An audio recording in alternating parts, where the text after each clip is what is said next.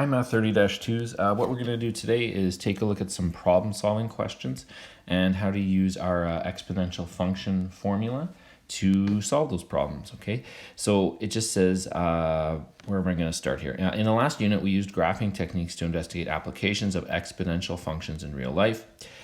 In this lesson, we will meet further real-life problems involving exponential growth and decay, which will be solved using an algebraic technique, okay? So what we'll see here is that the graphs we're going to talk about, okay, or the equations that we're going to talk about are going to take on this form, y equals ab to the exponent of x. Now, some of them are what they call in disguised form, and we talked about this last day with our compound interest formula, right? And they write it out for you there. So we have a is equal to p 1 plus I to the exponent of n. And just like I mentioned to you yesterday, the a value is like the y. The p is like your a, so y is equal to a. This whole 1 plus I, that's your b. And then that exponent of n is like the exponent of x, okay? So it does take on that exponential form. So when we talk about these questions, we're going to be talking about whether the percentage or the b values, okay? When again you take a look at that b value is either going to be bigger than 1 or less than 1, okay? That depends on how they word the question. So in the question, if we are increasing, okay, our percentage is increasing, I am going to be adding the percentage to 100%, okay? If I am talking about depreciating, okay, or something is going down, then what I do is I subtract that percentage from 100% or the number 1, okay? So increasing, add the percentage to 100% or the number 1. If we are decreasing or depreciating, we subtract, okay? So the general idea is that in this case, this would be like 1 plus, and in this case, it's going to be 1 minus. Okay, and you'll see how we apply that in the questions moving forward here. So let's jump into some questions and see how we do. A quantity of water contains 500 grams of pollutants. Each time the water passes through a filter, 12% of the pollutants are removed, okay? So 12% is the important percentage, and they're removing it, so it's going down. So part A says, if the mass of pollutants is an exponential function of time, state the base of the exponential function, okay? So that's the b value, okay, that they are interested in. So to calculate, I'm going to go 100%, which is the number 1, minus the 12% that they said it's decreasing, so that's going to be 0.88, okay? That's what the b value is going to be in this question. In this case, the exponential function, y equals ab to the exponent of x, modeling the scenario, can be written in the form m is equal to ab to the t. Use the information above to write the function in this form. So it's going to be like this. M is equal to, your a value is always your starting amount or your initial value. So that's 500, just like it was with the compound interest the other day, okay? That's our initial or starting amount. The b value we just determined is 0.88, and that's going to be to the exponent of t. So there is our equation. Part C says determine to the nearest gram, okay? So that means to the nearest whole number, the mass of pollutants remaining after the water has passed through 4 filters, okay? So T is the number of filters, so we're going to go M is equal to 500, and I'm just going to replace the value of T with 4, okay? So when I do that calculation, okay, and again, remember, we are going to do this first, that exponent of 4 only belongs to the 0.88. So do that calculation first and then multiply by 500 after that.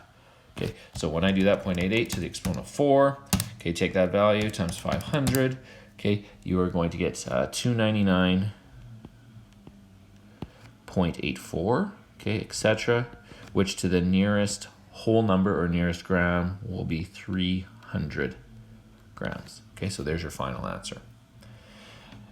Now, in D, it says how many filters are needed to reduce the mass of pollutants to less than 150. So when I take my equation, I'll start with m is equal to 500, 0.88 to the exponent of t. So this time they're looking for t, but they want to know when the pollutants are less than 150. So what I do is I go 150 and I put that in for m. Okay. So to solve these questions, they can either do one of two things, give you the x and look for the y, or give you the y and look for the x. So in this question, they've given me the y value of 150. They want the x value or the t value. So we're going to have to use logarithms here, okay, because there's no way I'm going to solve this using common bases. So the first thing I'm going to do is divide both sides of the equation by 500. So 150 divided by 500, okay, it gives me 0.3. So I have 0.3 now is equal to 0.88 to the exponent of t, like that. So now I convert to logarithmic form. So this will be the log of 0.88, okay, like so, of 0.3 will equal t. Okay, then we use our idea of common bases to use our calculator to help us calculate this. So this would be the log of 0.3 all over the logarithm of 0.88. Okay, and that calculation will give me my value of t. So on my calculator, okay, log of 0.3 divide by the log of 0.88, okay, and when you do that, okay, that value gives you 9.418, etc. That's the value of t. And so it takes me, if you think about this answer, 9 filters and a little bit. Okay, so I can't have half a filter. And if I only use 9 filters, that's not quite enough. So I need 10 filters, okay, to accomplish this job. Okay, the reason again it's 10, even though if I use my basic rounding, it would be 9, but I need one more filter. Okay, 9 filters and a little bit is what I need. So I have to get that extra filter, which in this case makes it 10 filters. Okay, next page.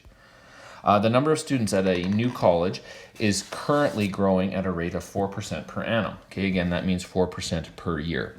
If the number of students continue to grow at this rate, it is projected that the college will reach its max capacity of 5,650 in 4 years. Determine the current number of students at the college to the nearest 10 students. Okay, so interesting rounding there. They want it to the nearest 10. So because I'm growing here, okay, and increasing, I'm going to use kind of like very similar to my compound interest formula, right? A is equal to P, 1 plus I to the exponent of N.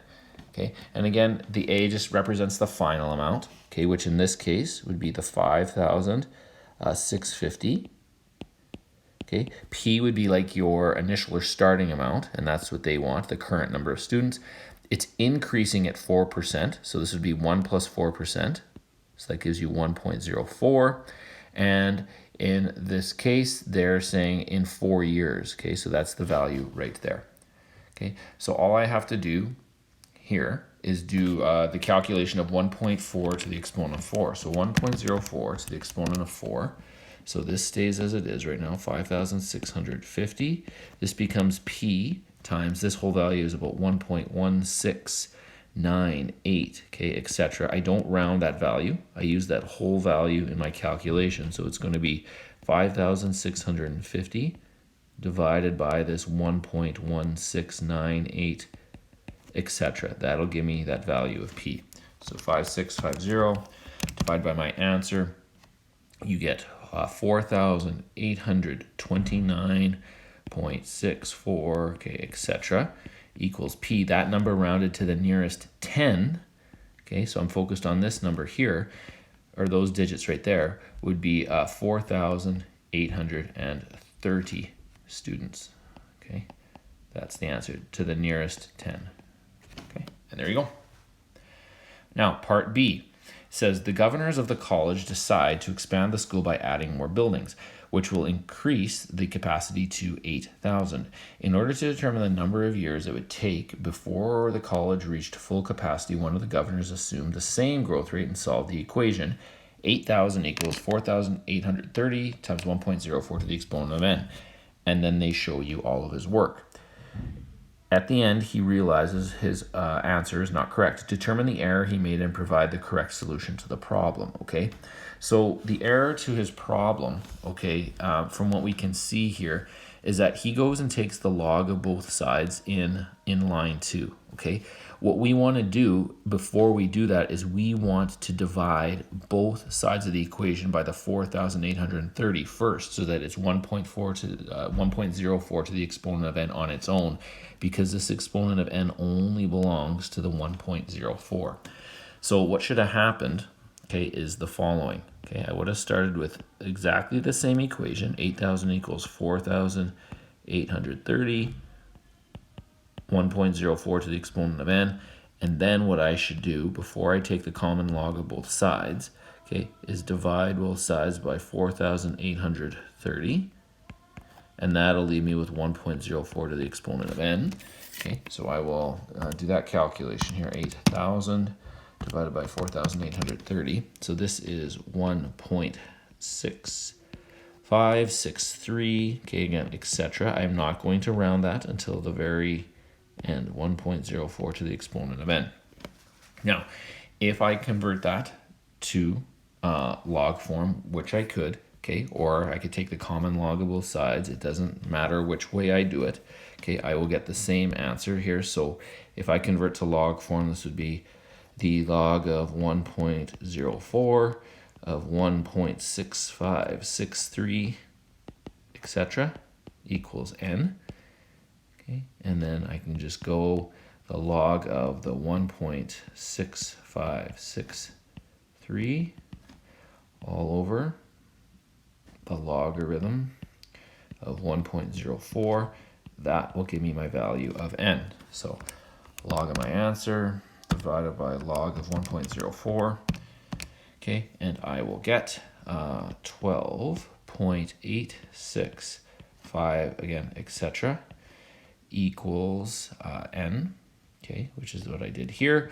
And what did they ask me to round to here? Okay, this will be 12 and a bit years, so 13 years, okay, is equal to my value of n. Okay, and that's the way that question should have been answered. Okay, last page here.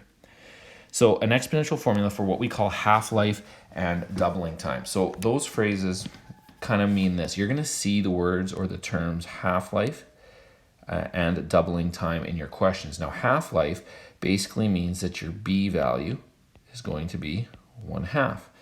If you see the phrase doubling time, okay, that basically means your b value is 2. So when you see those phrases, they're telling you specifically what your b value is. So another example would be tripling time. If they said tripling time, well, then your b value is 3. Okay, so those phrases tell you specifically what your b values are going to be. Okay, and that's all that they basically give you in the write-up of those two parts of the question there. So you're going to see, I'm going to jump right to the questions, and you'll see how easy it is to solve them. It's actually no different than the examples we just did, okay? So first one says, in 1986, the nuclear accident at Chernobyl contaminated the atmosphere with quantities of radioactive iodine 131. So the half-life, right here, the half-life, so there's your b value, is 8.1 days, okay? Determine the number of days to the nearest day it took for the level of radiation to reduce from 100 units to 2 units. So here's what happens. I'm going to write out the equation that looks like this. A is equal to A naught, or, that we'll call that the initial amount. My b value, because they said half-life, is 1/2. And then I go like this, T over H, okay? So in these questions, your exponent, okay, is going to be a rational number. And I'll explain to you what each of those values means as we substitute values into the equation here. So what I do now is I fill out the following, okay? It says determine the number of days it took for the level of radiation to reduce from 100 down to 2. So they want the final amount to be 2. And they said from 100 down to 2. So we're saying 100 units would be my initial amount and 2 would be the final amount. Okay, 1/2. Now, here's the part that might be a little confusing, but just stick with me. The half-life was 8.1 days. So T stands for time, and the bottom number is how often your population or your bacteria or whatever you're talking about is doubling or halving. Okay, we call that the period. Okay, so in this question, I know it's halving because they say half-life, And the 8.1 is how often it is halving every 8.1 days, okay? So now when I go about this question, again, I do the same steps I did previously. The first thing I would do is divide both sides of the equation by 100. So if I take 2 and divide by 100, I get 0.02, okay? And that will leave me with 1/2 to the exponent of t all over 8.1. Okay, so then what I'm going to do from here, okay, is again rewrite this in log form. So this will be the log of 1/2, like so, 0.02, okay, will equal my t all over 8.1, like so, okay? So I will get the log of 0.02 all over the log of 1/2 will equal t all over 8.1. Okay, so I'll do that calculation on the left-hand side of the equation first. Log of 0.02 divide by the log of 1/2. Okay, and you will get 5.6438, etc. Okay, equals t over 8.1. And obviously I'm interested in t or time, so I'm going to multiply both sides of the equation by 8.1, okay? And that'll give me 45.7, which is equal to t, okay? And that will be equivalent to 46 days, okay? Which is equal to t, okay? And there's your answer. So in those questions, again, they're going to tell you the half-life or the doubling time, how often that occurs. That's the value of t in the equation, a little t, or sorry, the h, the bottom of that denominator. Okay, so let's try one more and see if it makes a little more sense here. A patient feeling ill had a sample of bacteria taken from her throat. The sample contained 387. So there's your initial amount. 24 hours later, okay, so there's time. The sample was recounted and now she had 8,012 cells. So that's your final amount. Find the doubling time. So this time in the question, they want you to determine how often it's doubling. And they've said doubling time, so that means that's your B value, okay, to the nearest 1/10 of an hour, so to 1 decimal place. So again, when I go and write my equation, it'll look like this. Okay, A is equal to A naught, or A initial. My B value in this case is 2 because they said it's doubling time, okay? And they said 24 hours later, so that's the time, okay, over whatever variable you want to use there, okay, how often it's doubling, okay? So there are the values. So this time they gave me the time, not how often it was doubling or halving. That's what they're asking me to find. So the final amount they're saying is 8,012 cells. I started with 387 cells. 2 and then 24 over d. So this calculation is going to be very similar to the previous one. It's just I'm looking for the denominator of that exponent as opposed to the numerator. So when I start this calculation, I take 8,012 first, then divide by 387. Okay, so that will give you about 20.702. And again, I don't round that answer until the very end. So this is 2 to the exponent of 24 over d.